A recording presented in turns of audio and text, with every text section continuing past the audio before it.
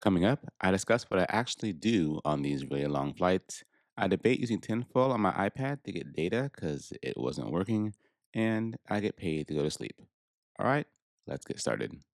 It is Sunday, June 8th at 3:23 p.m. Head to the airport to head to Barcelona. June 8th is also important in that it is bidding day. I haven't even opened the bidding screen, and it's been open for 3 hours and 23 minutes. I'll get to it. So, yeah, my name is Darren. I'm a dad. I'm an airline pilot. I am a husband of a scientist. This camera is in the windshield, and it's a hot day, so hopefully it lasts all the way to the airport. This is a short call reserve assignment, 3-day trip to Barcelona. Um, and again, I'm on this quest to get to close to 85 hours as I can, as fast as I can. Now, my last trip was 25 hours and change. This one is 20 hours and 40 minutes. I wanted the highest credit trip there was for the day.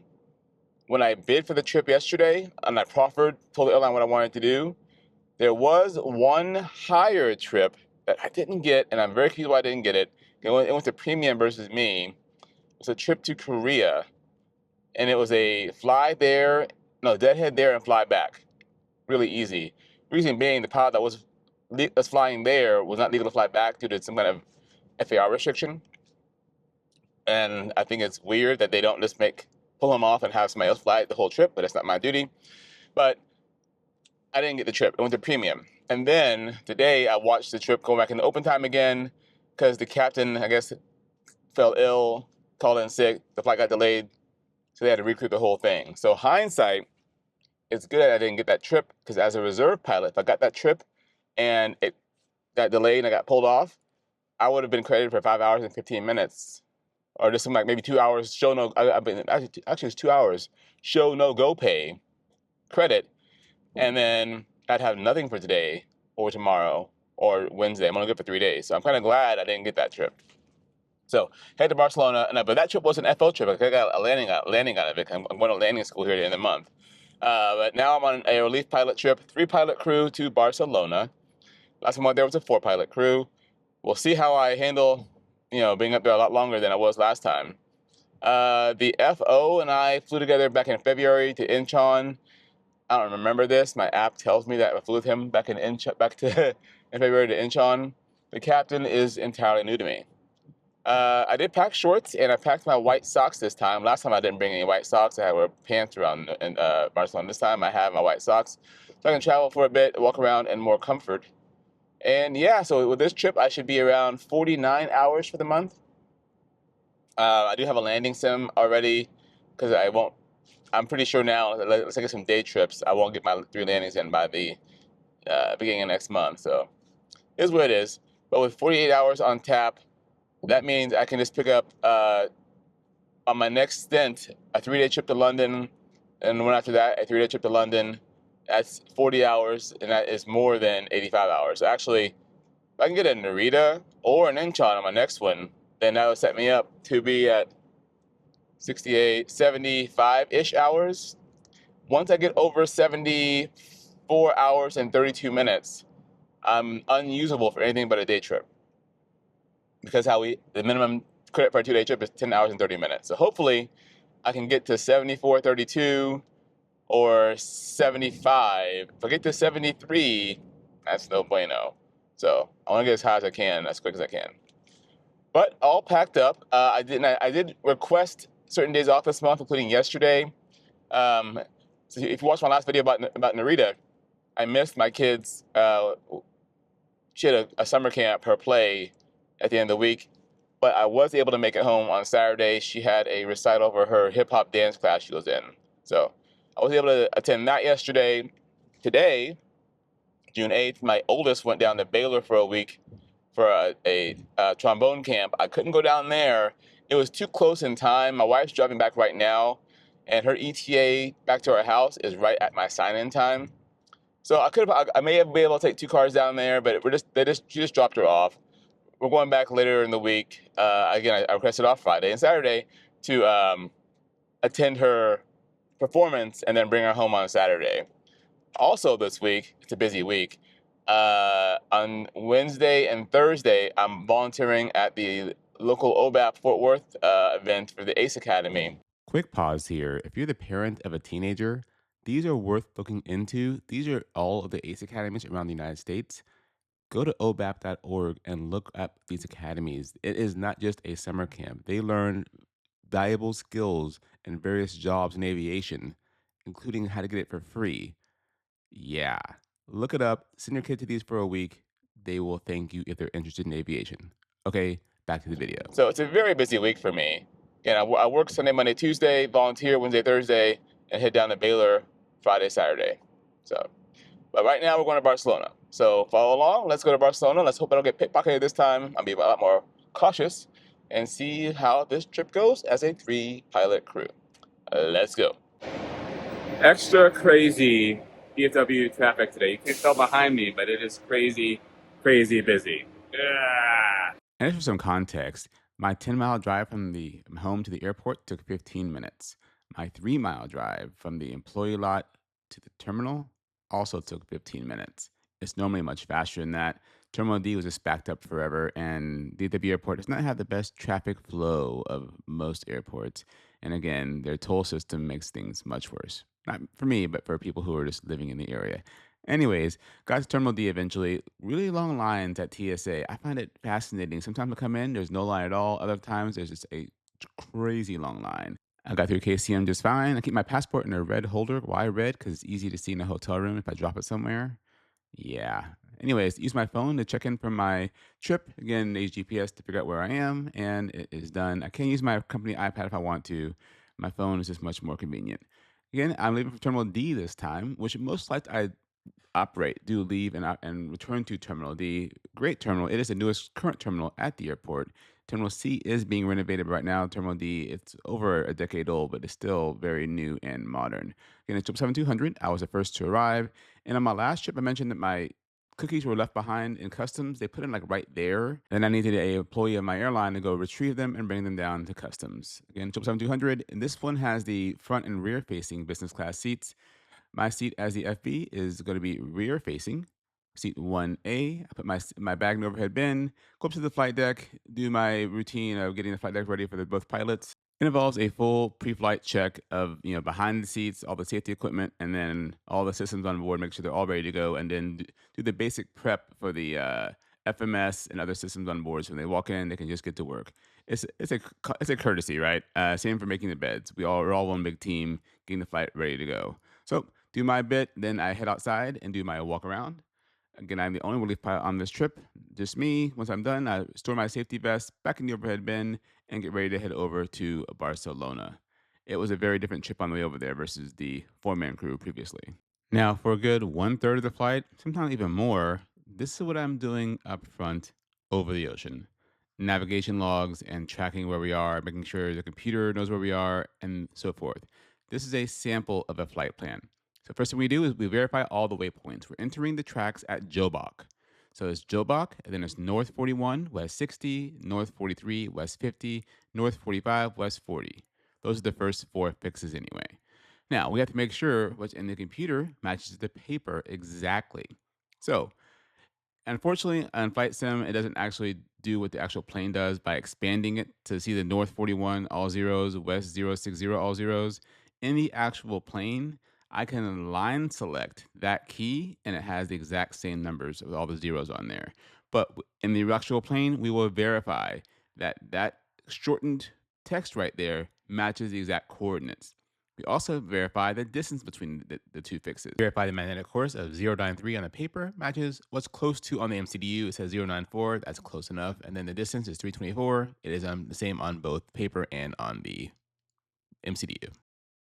We will go through every single waypoint and verify the lat longs, the magnetic course, and the distance to make sure they all line up. The reason we expand and see the full latitude longitude is sometimes we have a half track and it can't show us this. It'll only show us North 41, West 060 when it could be a half track in between. It would then show us the 0.5 or so forth, whatever is actually underlying the abbreviated text. So when we first come through, we put a 0 next to it, each fix as we verify them. Then as we verify the distance to the next one, we put a 1 hash mark. As we cross the fix, we put another hash mark. And this is the way, because we each share this piece of paper as on the flight deck, and we go on break at various times. But by having that circle and tick is what it's called, they can see what I've done as far as verification with the circles. One tick meaning I verified it on the way there, and another hash mark meaning I verified it as we pass by. The computer on board knows where it is via multiple signals. It has an internal system. It has multiple GPS units, and it uses the nav aids. So it looks out and sees what VORs it can see, and it tries to figure out it triangulates with itself that way as well. So we have multiple redundancies to make sure the computer knows where it is at all times as we cross the ocean. And as we're crossing, we're not always in continuous voice contact with air traffic control like we are when we're over land. We have a computer on board that we use to basically text message ATC. It's very fast. So if I'm over Kansas, I can ask ATC by voice, question flight level 360. But I'm over the ocean, I use this little computer here. So I type in FL360 into the scratch pad, and then I'll drop it into place via this little mouse thingy that you can't really see, and I'll send it over to ATC, and they reply within a few minutes. Now, once they reply, if they approve my request, many times they'll say, "Climb maintain 50360 report level." Well, the computer's really, really smart. So I'll arm that report, and once I level off at 360, the computer will automatically send that ATC controller, "Hey, we have now leveled off at 360." It is a great, great system. Very, very fancy. Once we got to the gate and the plane, I did head back up front one more time to make sure I didn't leave anything on the flight deck. Again, nothing left behind, nothing left behind. I say this in my head, and actually say it out loud too. And then we head out the door and to go through customs. On this particular day, the line for customs was nowhere near as crazy as it was last time. It seemed like a much more normal customs experience for the people arriving in Barcelona. There was minimal delays, if any. It was still a bit of a walk going from the airplane to customs and outside to the van, but nothing like it was the last time I was here. I will say it's kind of nice having a smaller set of destinations on the wide body versus the narrow body, because I know at least where I fly currently, where all the van pickups are. It is not easy at a big international airport. And even at some small airports on the narrow body, it's not always in the normal hotel pickup zone. On the wide body, I know exactly where to go. And today I was the leader going to the van. Haha. Okay, it is 2:39 locals, 7:39 a.m. in Dallas. And I am exhausted, but I can't sleep anymore, so I'm getting up. I store my medication in my shoes. The trip here as a three-man crew was rougher. Great crew. I phoned the FO before. Captain was new to me. I was the first one to the airplane. And again, I think this is my first three-pilot crew since April. We launched on time. Very rough for my break, for turbulence. And then I slept when I could. Went up front, and then it was bumpy for the captain's break as well. Captain went on break first, so I was in the captain's seat for his break. It's a really turbulent flight this week, really turbulent flight. Had my meal, part of the meal, wasn't that great. I wasn't that hungry. Then we swapped out, the captain came back, the FO went on his break, and again, it was turbulent for his. Can you still see me? I don't know. Maybe you can't. Turbulent for his break as well. No one got a smooth break at all. Then FO came back up early, and I was pretty tired. Still pretty tired. Came into the airspace, language issues, had a little bit of HF radio issues. They gave us a frequency. I called it, and it was New York radio. It's supposed to be Santa Maria. That was weird.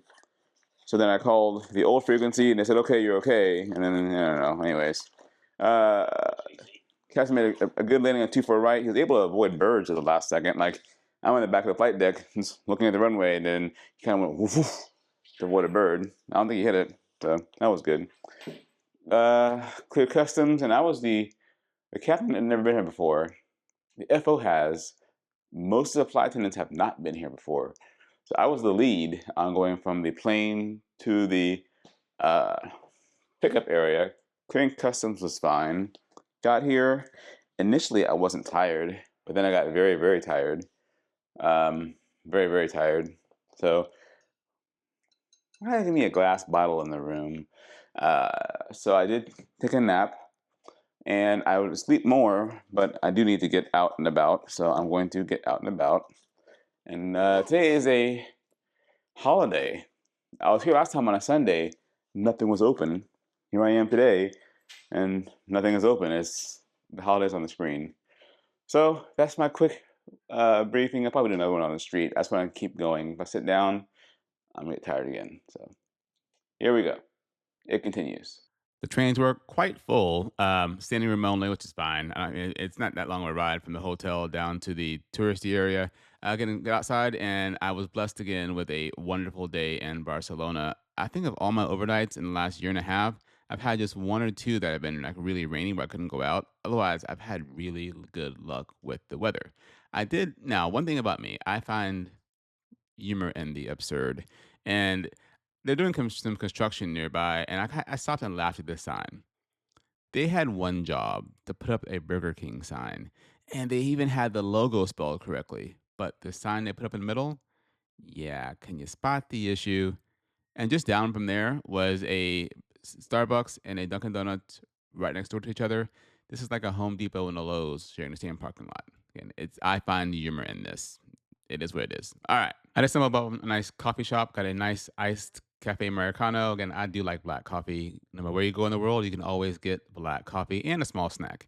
And again, I walked all the way to the ocean, basically. I walked all the way to the coast.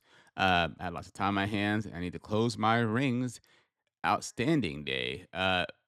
Barcelona is a very walkable city. Now, all these little markets were open, but again, most of the stores were closed. Now, I wanted dinner. I normally go to the same place I always go in a town, but I wasn't starving. And I wanted some fries. So I came upon this fry place, Las Fritas. It had great reviews on Google. Went inside, ordered my fritas, my french fries basically, took a seat, and they were average at best. I'm recharging my camera. Average at best. They had really good Google reviews, but the fries were not crisp. Uh, the sauce was just eh. Not good value for the money.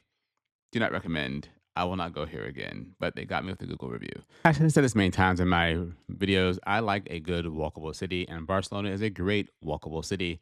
You just have to be careful. Yeah, lots of stores are kind of scammy, and people can be scammy anywhere in the world.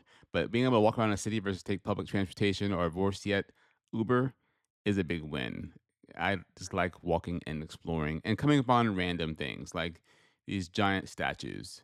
I don't know why they're here. They were neat, and they might not be here next time I go. 'Cause again, the market that everybody talks about nearby was closed for the holiday. Now it's getting late in the day, and I'm thinking I'm going to need dinner later on and maybe breakfast tomorrow morning. So I wanted to go to a grocery store to buy a few things. I looked at the grocery store near my hotel. That's very big. It was closed for the holiday.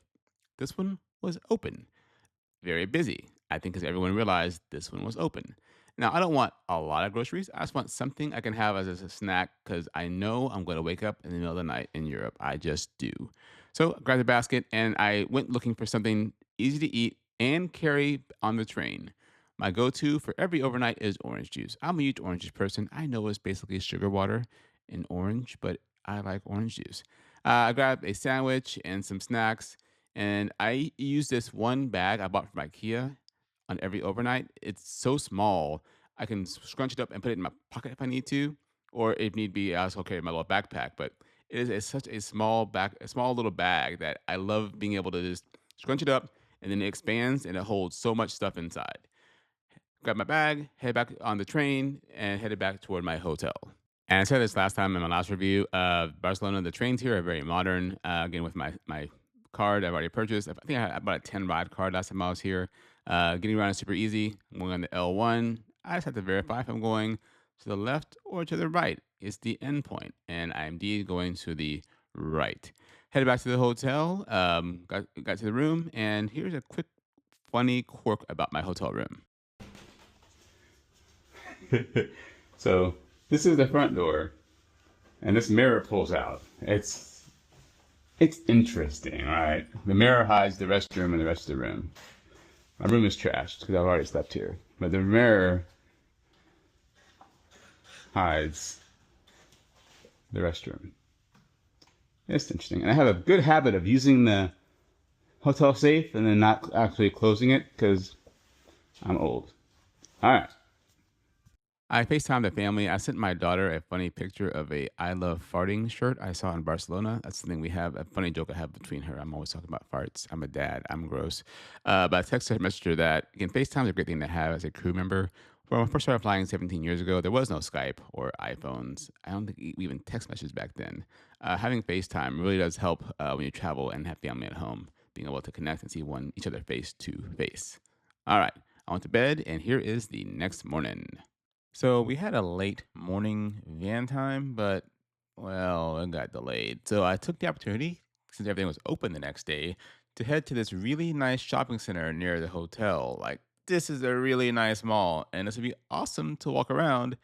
But again, both times I've been here, one came on a Sunday morning, the next one was on a Monday, but it was a holiday. But inside this mall is a giant grocery store. So I went to go shop around again. I like seeing grocery stores. It's something I do in various countries. And this one was really big. They had so many items. Of course, they had a giant seafood selection, lots of fresh food, lots of healthy food, like way more than we have in the United States. But I was looking for chocolate for my wife. I didn't really see anything. She likes milk chocolate, and they only had like name brand stuff. I couldn't find anything local really or unique in this store.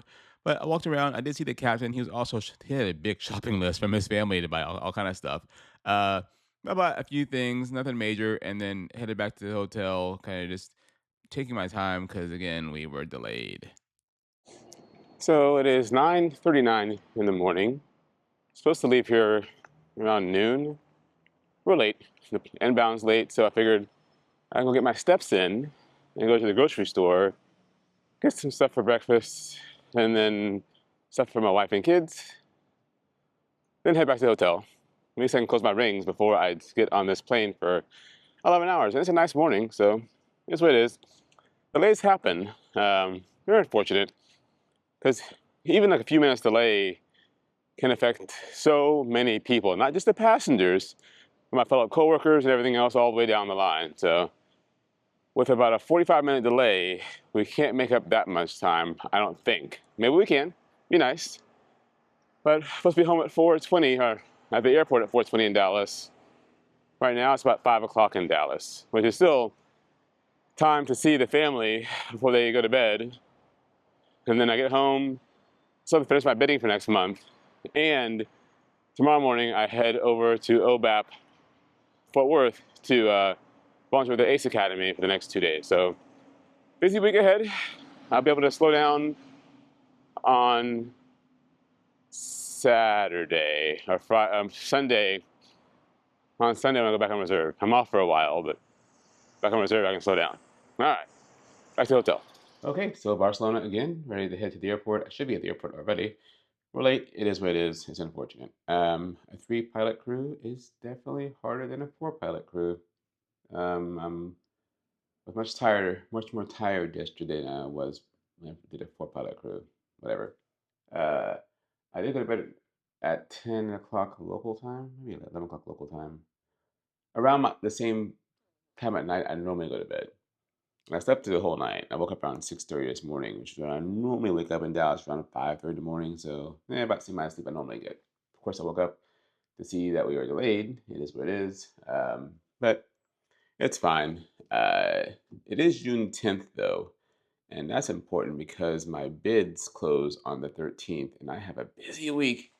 So I don't want to put bidding off. I started bidding a little bit, like very little bit, but I am going to put in my head to finish bidding or keep bidding tonight and then hopefully finish bidding tomorrow night. I'm logging into my not my union website, my company website right now, so I can give you the stats as far as where I stand. I think, if I remember correctly, I'm 7 numbers away from a guaranteed-ish hard line. So, but it's summertime and people bid weird in summer. So it depends on how people are going to bid, how people bid. If people at least 7 people senior to me bid reserve, then I'll be a line holder. So right now, and it's kind of a live thing as people come in and out of long-term sick and military duty and that kind of thing. Right now, I am number 209 of 284, meaning I'm at 73.6%. There are 202 line holders. So I'm 209. There's 202 line holders. So I could still be reserved. They're targeting about 84 hours of flying next month, with the window between 77 hours and 91 hours. So a lot of flying, 84 hours. They will actually have a high time line next month. Wow. But we will see. What was it? See, the holiday pay next month is July 4th, so I'll probably have July 4th off because pilots would like free money. And yeah, so bidding closes on the 13th on Friday, and then they get the results on Monday the 16th. But let's finish packing up the room, head downstairs, and hop on the van. It continues. So when we got on the van, the plane was still on its final approach. We got to the airport, we were delayed. So got some airport appreciation time. Finally head down to the airplane again. The flight deck is normally ready before the cabin is, because it's a smaller space. Since we're all together, I didn't do the pre-flight forward of the seats. I just did the pre-flight aft of the seats, and I'm the only relief pilot, so I use both seats in the back. I store my bags under the seat on the right behind the FO, and I sit in the middle seat behind, like I said, in the middle of the flight deck. Once I was all situated, I headed back to do the pre-flight inspection of the outside of the airplane, grabbed my safety vest, and headed outside. It was kind of a long walk. I had to walk up one jet bridge and down another to get to the stairs. It's always a challenge in some airports to find how to go downstairs to do my pre-flight inspection of the aircraft. I did have issues getting my cell service on my iPad. Okay, my company pays for worldwide cell service. We were in a corner where we get no service at all. So I put my iPad by the front L1 door. I got a little data, but it wasn't working very well. So I ended up going back by the L2 door during the boarding. Kind of stood there for a bit and was able to load my flight plan and load all my documents onto my iPad. It doesn't happen a lot, but it does happen in some spots where wherever the plane is, there's just no cell coverage at all. We did have an issue with the controller. We were flight 193. We called for push. He says, your time to leave, TLBT, is not for another 30 minutes. We're like, no, it's the sign says that our TLBT is right now. He says, no, it's not. It's in 30 minutes. Yeah, we had called to correct it. It wasn't us. It was flight number 113. It's about a 10-minute issue of calling around and getting our time situated. Anyways, push back, launched, and then I headed back for my break right away. I had turned into a seat person. We have bunks, but even on I had the bunks to myself. I wanted the seat and not the bunks. I just feel more comfortable in the seat. I'm able to, especially when they face backwards, I'm able to lean back and just sit very comfortably in this seat. And again, to block noise, I put on headphones, my own personal headphones. I put on the ones in the seat on top of that to block out extra noise. I listen to podcasts or old radio shows, the Russ Martin show, if you're from the Dallas area. They're on YouTube. But this is what I do to relax. I have a really good eye mask. I plug in all my devices and I just nap. This is about a 3 hour and 20-minute break I had on the way back. Again, I go from the hotel to the airplane, we take off, and I go to bed right away as a relief pilot. It is something you have to learn to do to be able to sleep almost on command. I woke up from my break. Again, it's been 3 hours since departure and set up, got some coffee, head back up front. Up front rest of the flight, fairly normal. Got into Dallas on time, and now to head outside and go for the debrief. All right. So, 4 pilot crew versus 3 pilot crew. Very different. Currently 5:57 p.m. We were late and couldn't make any time. We actually went over block quite a bit.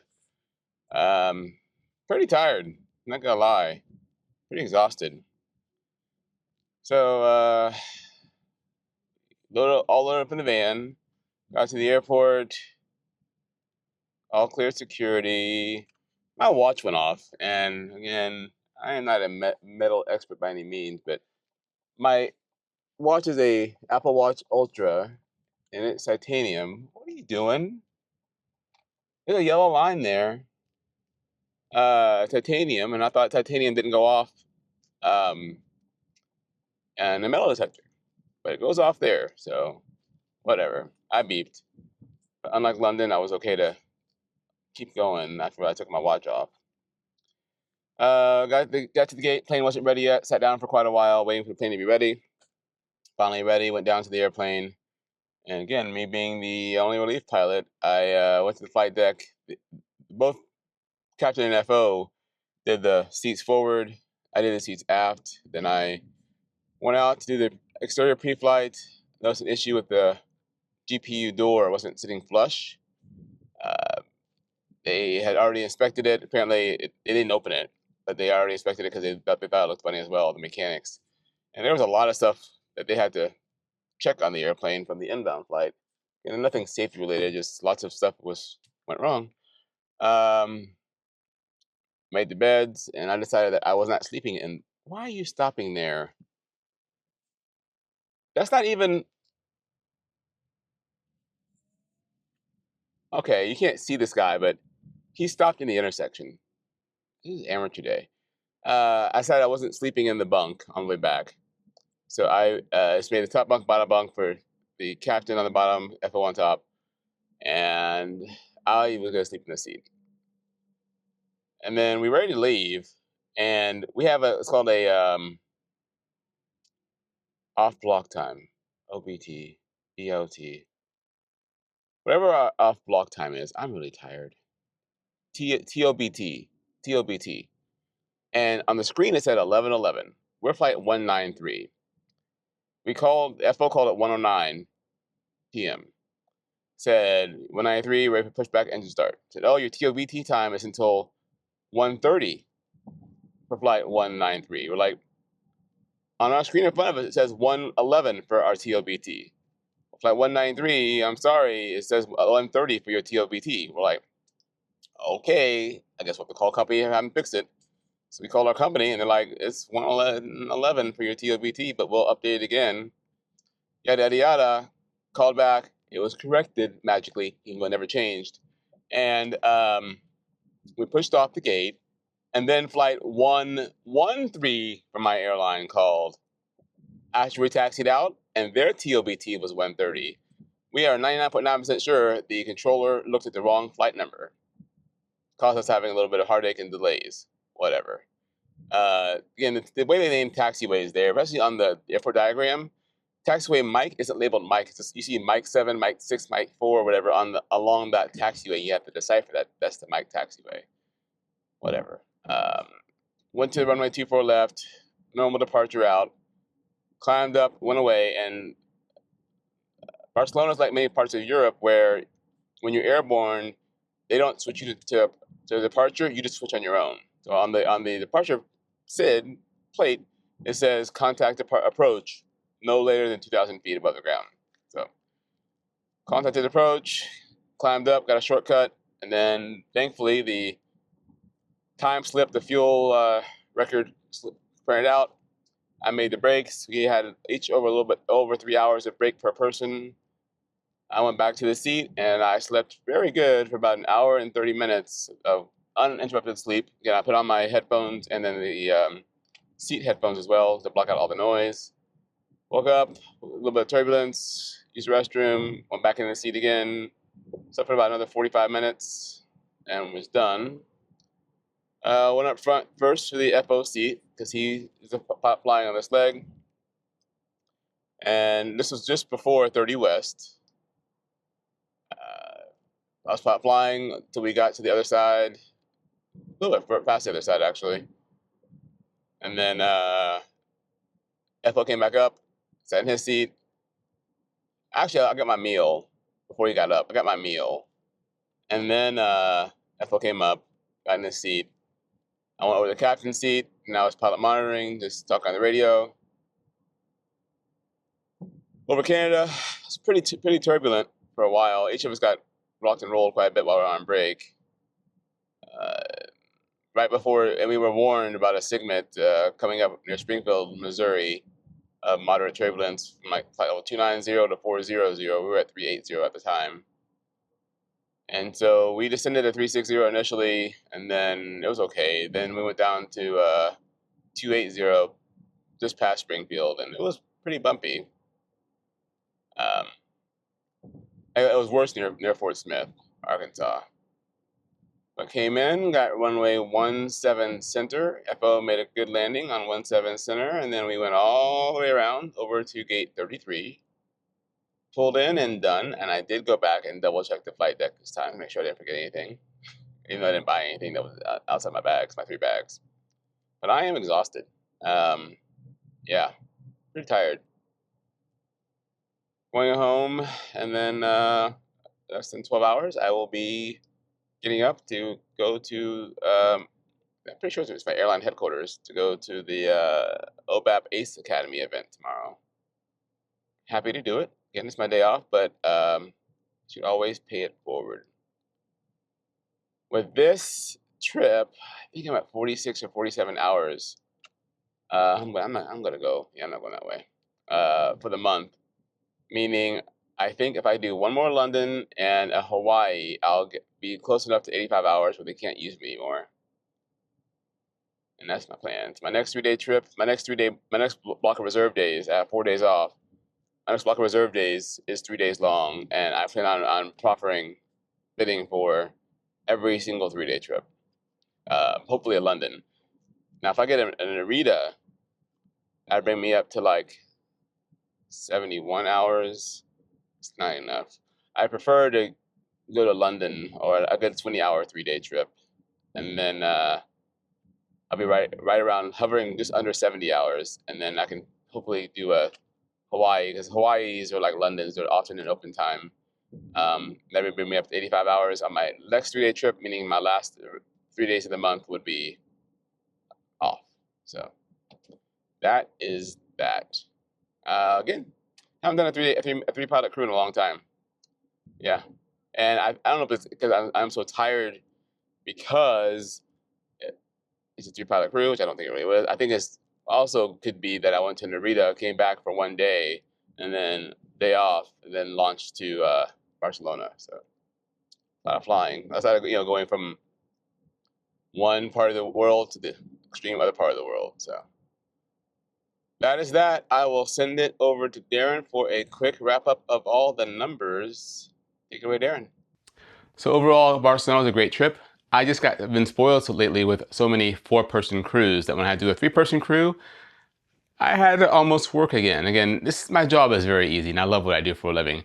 But this, for example, on a 4-person crew to Barcelona, I'm on break as a relief pilot for the first 4.5 hours, maybe even a little bit more than that, and then I'm up front for 4.5 hours. With a 3-person crew, I'm on break for 3 hours and up front for the next 6.5 to 7 hours. It's a big difference. So I had to work for a living, not that big of a deal. Still, very good trip. Now we did go over block by a bit. We went over block by 13 minutes on the way there and 31 minutes on the way back. What that means is the airline schedules certain times, between gate to gate. What you see in your ticket when you buy a ticket, leaving at 11 a.m., arriving at 10 p.m., whatever it is.